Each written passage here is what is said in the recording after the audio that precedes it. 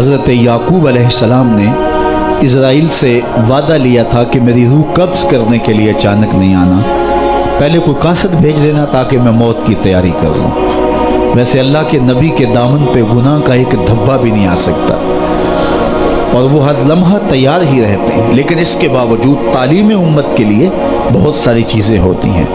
میرے اور آپ کے آقا و مولا نے اللہ کی بارگاہ میں یہ دعا کی، اللہم انی اعوذ بک من الموت الفجاۃ، اے اللہ اچانک موت سے تیری پناہ مانگتا ہوں۔ اچانک موت آتی ہے اور انسان کو تلافی کا، توبہ کا موقع بھی نہیں ملتا، تو اچانک اموات سے پناہ مانگی گئی۔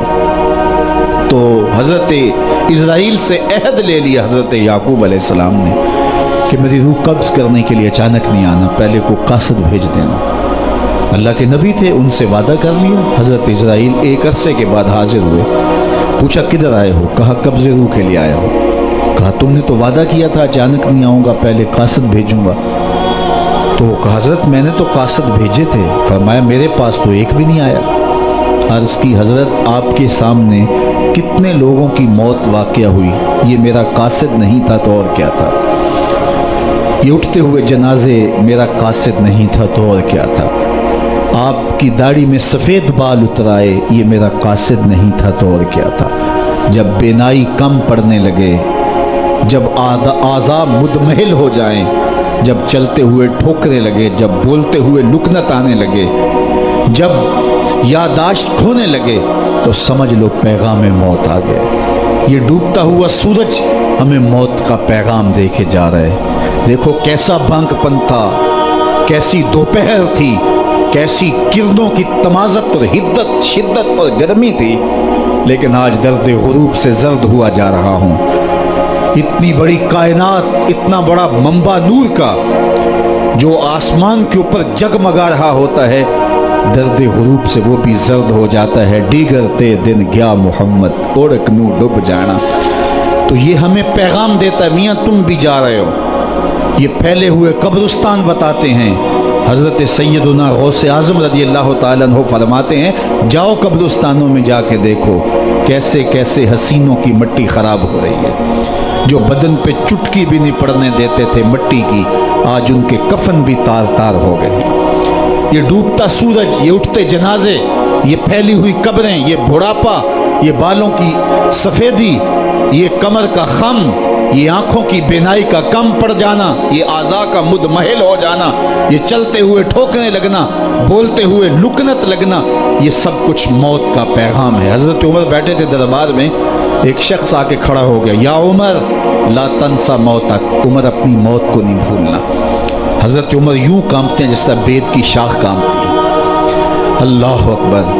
کہا میاں روز آ جایا کر اور مجھے روز یہ میسج دے دیا کر۔ بھری بزم میں وہ آ کے کہتا ہے عمر موت کو نہیں بھولنا۔ مہینے کے بعد مشاہرہ بھی دیتے ہیں۔ ایک دن آیا، اس کا شکریہ ادا کیا، مشاہرہ دیا، آج کے بعد نہیں آنا۔ مجھ سے کوئی گستاخی ہو گئی؟ نہیں۔ کوئی اور شخص آنے لگا؟ نہیں۔ تذکیر موت کی ضرورت نہیں رہی؟ فرمایا نہیں۔ تو پھر مجھے چھٹی کیوں دی جا رہی ہے؟ تو حضرت عمر روئے، داڑھی پہ ہاتھ رکھا، ایک بال الگ کر کے کہا یہ دیکھ میری داڑھی میں سفید بال آ گیا، اب تیرے آنے کی ضرورت نہیں ہے، یہ بال ہی مجھے چین سے نہیں بیٹھنے دے گا۔ ہماری تو پوری داڑھی بھی سفید ہو جائے نا۔ میاں صاحب بولے ہڈیاں کمبن گوڈے کھڑکن تے اڑ گیا لک تیرا، اجے بھی بدیوں باز نہ آئوں جیو مرد دلیرا، فما اصبرہم علی النار۔ اللہ قرآن میں فرماتا ہے لوگوں کا آگ پہ کتنا حوصلہ ہے، کتنا حوصلہ ہے لوگوں کا آگ پہ۔ کہتے ہیں دیکھو دیکھی جائے گی، کہتے ہیں دیکھ لیں گے۔ کوئی کہتا ہے فلاں بخشا گیا تو میں بھی بخشا جاؤں گا۔ کوئی کہتا ہے یہ جہاں مٹھا اگلا کس نے ڈٹھا، جاؤ قبرستانوں میں پوچھو دیکھا ہے کہ نہیں دیکھا ہے، کتنے کتنے حسینوں کی مٹی خراب ہو رہی ہے۔ تو قبل اس سے کہ وہ وقت آئے کوئی حجت باقی نہ رہے، مجھے اور آپ اپنی زندگی کو اللہ کے حضور سپرد کرنا ہے، اور موت کا ذائقہ ہر ایک نے چکھنا ہے قبل اس سے کہ وہ وقت آ جائے اور پھر پچھتاوا ہو۔ آج میں اور آپ اپنی زندگی کو اللہ کے حضور پیش کرنے سے پہلے اپنے آپ کو تیار کریں۔ دو چیزیں دل کا زنگ اتارتی ہیں، کثرت کے ساتھ موت کی یاد اور قرآن مجید کی تلاوت۔ ادارت المصطفیٰ کی فکر लोगों को माद से जोड़ना और किताबुल्लाह से उनको मरबूत करना है।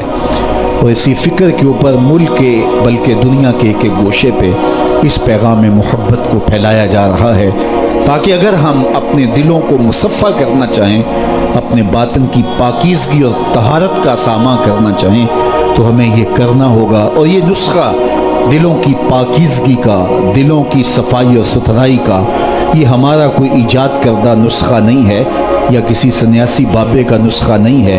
ये दिलो कल्ब व निगाह के मुर्शद अव्वलीन का बताया हुआ नुस्खा है, दिलों के तबीब का बताया हुआ नुस्खा है कि अगर आप अपने दिल मुसफ़्फ़ा करना चाहें, बातिन साफ़ करना चाहें, तो कुरान मजीद की तिलावत और कसरत के साथ मौत की याद, ये तुम्हारे दिलों को पाक कर देगी।